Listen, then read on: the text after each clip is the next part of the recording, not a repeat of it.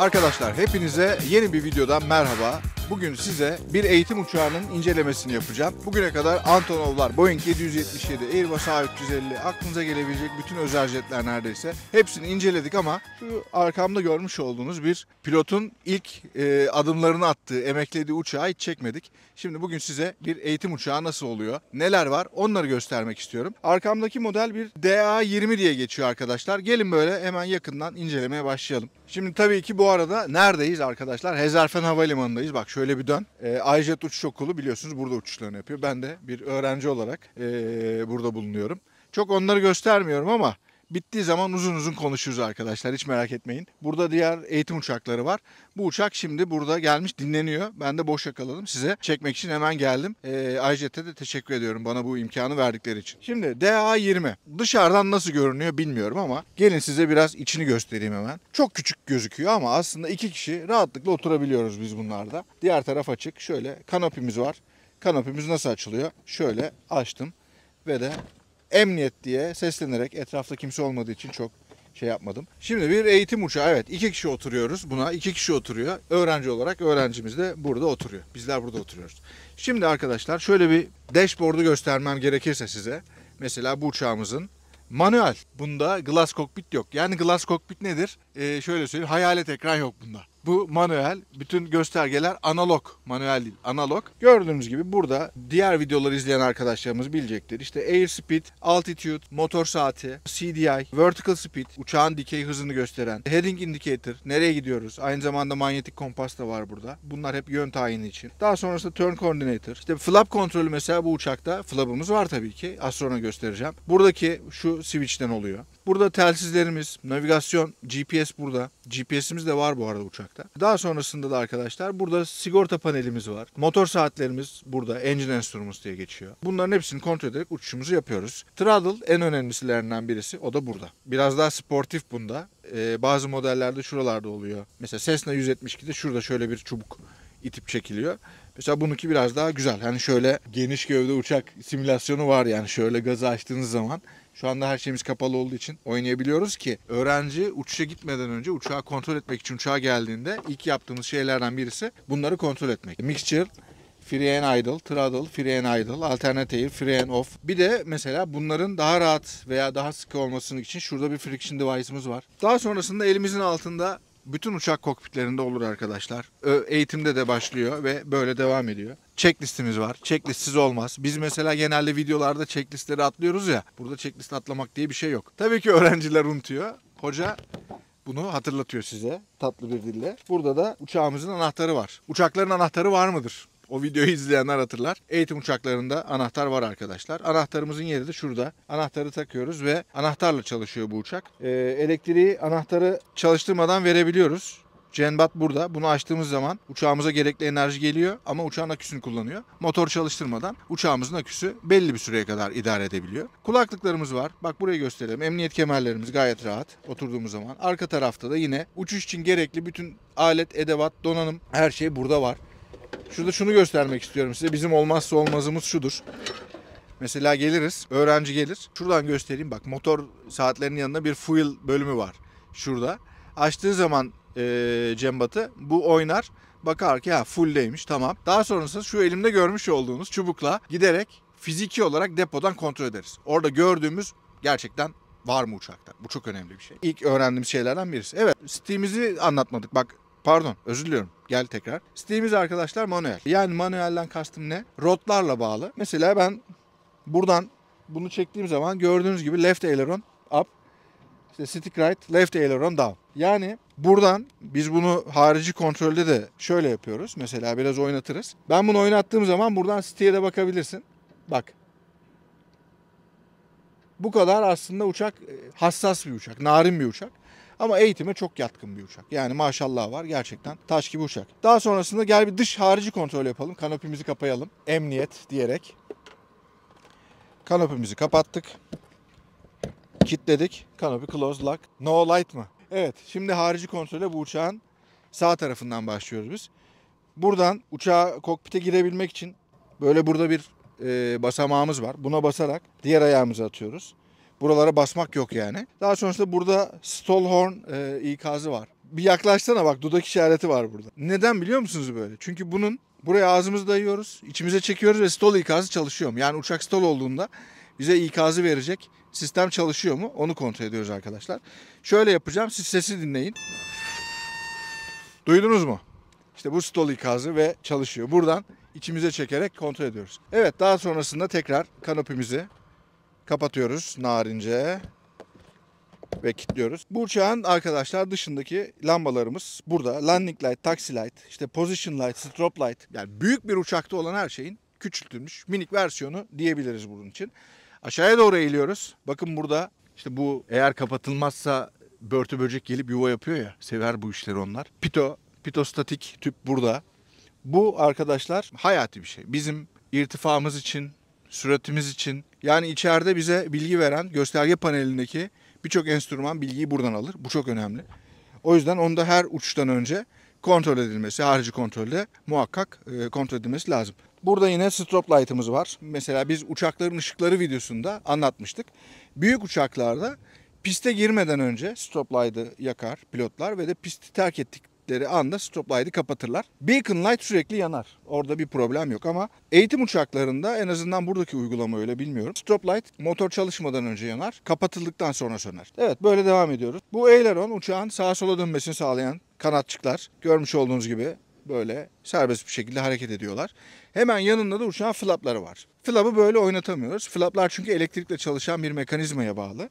Bu manuel, yani orada stick'i oynattığımız zaman çubuklar böyle bunu itiyor çekiyor, öyle düşünebilirsiniz. Ama flaplar öyle değil. Flaplar 3 kademeli. Şu anda mesela bu cruise pozisyonunda. Ama harici kontrolde tabii ki flaplarda şöyle üzerine gelip hafifçe bir güç uygulamak suretiyle kontrol ediliyor. Evet arkadaşlar, uçağımızın yakıt deposu burada. Hemen bir yakıt örneği almayı göstereceğim size. Bu az önce içeride gösterdiğim çubuk. Şöyle açıyoruz. Bakalım içinde ne kadar yakıt var. Şöyle bırakıyoruz. Çektik. Şurada yani yarısı arkadaşlar. Uçağın deposunun yarısı dolu. Fiziki olarak gördüm, eminim. Oradaki işaret çünkü yanlış olabilir. Yanlış okuyor olabilir. Şamandırası bozuktur, bir şeydir. Önemli olan buradaki fiziki kontrol. Tabii ki ikisi arasında bir uyumsuzluk varsa gitmiyoruz, tekniğe haber veriyoruz.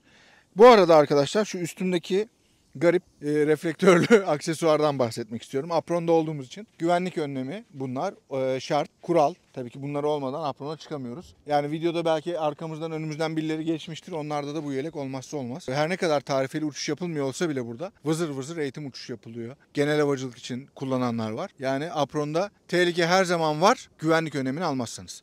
Şöyle aşağıyı gösterelim, gel bakalım. Uçağımızın altına eğildik. Bakın görmüş olduğunuz gibi şimdi büyük uçağı incelemiştik daha önce. Burada da yine büyük uçağın bir minyatürü olarak olması gereken her şey var. Mesela bu uçakta 2 tane telsiz var. 2 telsizin de işte çalışmasını sağlayacak antenlerimiz. Uçağın alt tarafında işte yakıt numunesi aldığımız yer var. Şöyle bir uçağın altına giriyoruz. Biz işte eğitimde bize neler yaptırıyorlar arkadaşlar. Şurada bir yakıt, şöyle bir borumuz var. Yakıt numunesi buradan alınıyor. Normalde farklı uçaklarda kanadın altından alınabilir ama bunun deposu burada olduğu için şuna şöyle bastırıp işte ilgili tüple daha sonrasında yakıt numunesi oradan alınıyor. Tekerlekler var. 2 tane ana iniş takımında tekerlek, bir tane burun tekerleği. Bunlar katlanmıyor. Katlanmaması iyiydi aslında çünkü bu eğitime ilk başlanan uçak. Yani bir pilot adayı, işte buradaki arkadaşlarımız gibi eğitimine ilk başladığı zaman bu uçakta uçmaya başlıyorlar. Dolayısıyla unutabilecek o kadar çok şey var ki. Yani aklınıza gelemeyecek, yani hadi canım o da unutulur mu dediğiniz her şeyi burada unutulabiliyor arkadaşlar. Bu gayet normal. Tabii ki bir yere kadar gayet normal. İşte iniş takımı da sabit. Tabii ki bu bakımı falan da kolaylaştırıyor. Bak burada önemli bir şey var. Uçağın şase numarası falan burada. Neymiş bu mesela? TC AYB. Hadi fonetiğin, havacılık fonetiğindekini sizden bekleyeyim. Havacılık fonetiğindeki karşını siz yazın. Burada da bir arkadaşlar uçak kuyruk vurmuş mu vurmamış mı onu anladığımız bölüm var. Buna alttan eğilip her uçuştan önce öğrenci pilot bakar ya da uçacak kimse bakar. Daha önceki uçuşunda vurmuş mu, sağlam mı? Buradan anlaşılır ve de bir koruyucu gibi düşünebiliriz. Uçağın hafifliğini size şöyle söyleyeyim. Bunun maksimum kalkış ağırlığı 800 kilo. Ve de arkadaşlar biraz limitlerinden bahsetmek gerekirse, yani şöyle şuradan tek elle bastırdığınız zaman uçağın önünü görüyor musunuz? Neredeyse havaya kaldırabiliyorum tek elimle şöyle. Yani gayet güzel, hafif, kıvrak ama yani hafif olması kıvraklığını mı getiriyor bilmiyorum. Çok güzel yapmışlar. Hemen arkaya geldik ve de rudder'ımız var. İstikamet dümeni. Rudder'da yine kanatçıklar gibi sağa ve sola çok rahatlıkla hareket ettirilebiliyor. Burada da elevator arkadaşlar. Yine bu da yani burnumuz aşağıya, burnumuz yukarıya hareketini bununla sağlıyoruz. Üzerindeki şu küçük parçalar ne diye merak edecek olabilirsiniz. Bunlar da trim arkadaşlar. Daha sonrasında şöyle devam ediyoruz. Yine diğer tarafta anlattığım bilgilerin aynısı. Birazcık bunun limitlerinden bahsetmek lazım. Bu uçağın maksimum manevra speed 106 knot. Take-off flap'ı konacaksa ilk kademeli flap mesela onun limiti 100 knot. 100 knot'un üstünde take-off olmuyor. Landing flap koyulacaksa maksimum 78 knot'ta olması gerekiyor. Stall süratleri çok düşük, güzel. Yani bu güvenliği birazcık arttırıyor. Yani 36 knot gibi bir süratte havada tutunabilecek bir uçak. Bunda tabii ki hafifliğinin etkisi çok büyük. Flaplı olarak da 36, 40, 44. Bu neye göre değişiyor? İşte flap konfigürasyonuna göre. Temiz konfigürasyon, take-off flaplı ve landing flaplı olmak üzere 3 ayrı hız var arkadaşlar. Bir de pervaneyi göstereyim size. Pervaneler de tabii ki en önemli şeylerden birisi. Bak buradan da pervaneye giderken gördüm. Motor yağının kontrol edildiği bölüm var. Buradan şöyle arabalardaki motor yağı kontrolü var ya, aynısı. Burada da motor var çünkü bunun içinde. Şuradan bir tabii ki bez alıp, şimdi bez olmadığı için çok çıkarmayacağım. Aynı bu çubuk, yağ çubuğu. Bununla beraber yağ seviyesi kontrol ediliyor arkadaşlar. Daha sonrasında da bunu kapandığından emin olacaksınız. Daha sonra bunu kapatacaksınız, vuracaksınız ve açılmadığından emin olacaksınız. Buraya gelmişken burada bir şeyden bahsetmek istiyorum size. Arkadaşlar uçak DA20 için konuşuyorum. Sağa sola hareketini burada bir yani tekerimiz var tabii ki. Bu sağa sola dönüyor ama direksiyon gibi bir mekanizma yok. Nedir? Frenler ve işte rudder'la uçağı yönlendiriyor öğrenci pilot ya da kullanan pilot. Öyle söyleyeyim. Bu uçağın pilotu uçağı sağa sola döndürmek için frenleri kullanıyor daha ziyade. Yani sol frene basarsak uçak sola yöneliyor. Sağ frene basarsak uçak sağa yöneliyor. Yani biraz iş makinesi havası var. Yok değil. Ön tekerimiz böyle. Pervanemiz de böyle arkadaşlar. İki palli bir pervane. Spinner'ımız. Daha sonrasında da pervanenin işte ön yüzeyini koruyucu bir burada koruyucusu var. Evet, uçağımız bu şekilde. Yakıt olarak mesela 93 litre yakıt alıyor arkadaşlar bu uçak. Ve de 20 litre ortalama bir saatte yakıyor. Yani 4 saat havada kalabiliyor. İşte İstanbul'dan kalkıp İzmir'e kadar mesela gidebilirsiniz bu uçakla. Yani kruiz süratimiz ne? 90 knot, 100 knot işte gittin diyelim. Yani 400 knot bir yere mesafeye. Yani 4 saatlik uçuşla diyelim. Hadi rüzgara göre değişiyor. 4 saat havada rahat kalabiliyor ama oradan sonra tabii yakıt bittiği için hemen inmek gerekiyor. Evet, uçağımız bu. Eğitimde kullanılan uçak bu arkadaşlar. Yani o 777'ye, Airbus A350'ye, işte 737'ye, 320'ye giden yol burada başlıyor. Tabii ki bu uçuş okuluna tercihlere göre değişebilir. Mesela biz Türk Hava Yolları Uçuş Akademisi'ne gittiğimizde orada ilk intibak derslerinde ne kullanıyorlardı? Cessna 172'ler kullanılıyordu ve de başka uçuş okullarında da başka uçaklar kullanılabilir. Yani bunların ortak amacı tabii ki belli limitleri var, belli şartları sağlaması lazım. Bunlar hep Sivil Havacılık Genel Müdürlüğü tarafından belirlenmiş ve de bu uçakların hepsi ortak bir havuzda o şartları sağlayan uçaklar. Ben DA20'yi çok seviyorum. Yapmak istediğinizi yapabildiğiniz kolay bir uçak. Hantal değil, çok kıvrak ve de hocalarımız tabii ki uçağa çok hakim. Artık gözü kapalı kullanıyorlar. Dolayısıyla eğitim uçuşlarında kullanılan iyi bir uçak diyebiliriz. Şimdi peki DA20 bitti. Ne var? Mesela çift motor eğitiminde kullanılan DA42'ler var. İşte bir başka uçak modeli olan Zilin var. UPRT eğitimi için kullanılan uçaklar bunlar. Sonakalar var. Yine eğitim camiasında kullanılan bir sürü uçak var.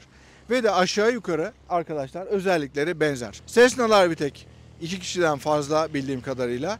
Ama genel olarak bu hafif uçaklar 2 kişiyle uçuyor. Zaten maksimum kalkış ağırlığı 800. Zaten 3 kişi uçamazmış adam yapsa bile. Çünkü ağırlık 800 kilo. Yani zaten mesen balans denen bir form hazırlanıyor uçuştan önce. Onu hazırladığınız zaman görüyorsunuz ki evet zaten bu uçakta 3. bir kişiye teknik olarak bir yer yok. Evet, DA20 böyle. Continental motorlu arkadaşlar. Uçakla ilgili bahsetmediğim bir sürü şey var. Yani bu uçağın, şu küçücük uçağın bile aslında size saatlerce videosunu yapabilirim. Ama merak eden arkadaşlar için pilotluk burada başlıyor işte. Bütün eğitim uçaklarını sembolize ederek ben size bugün bir DA20'yi çektim.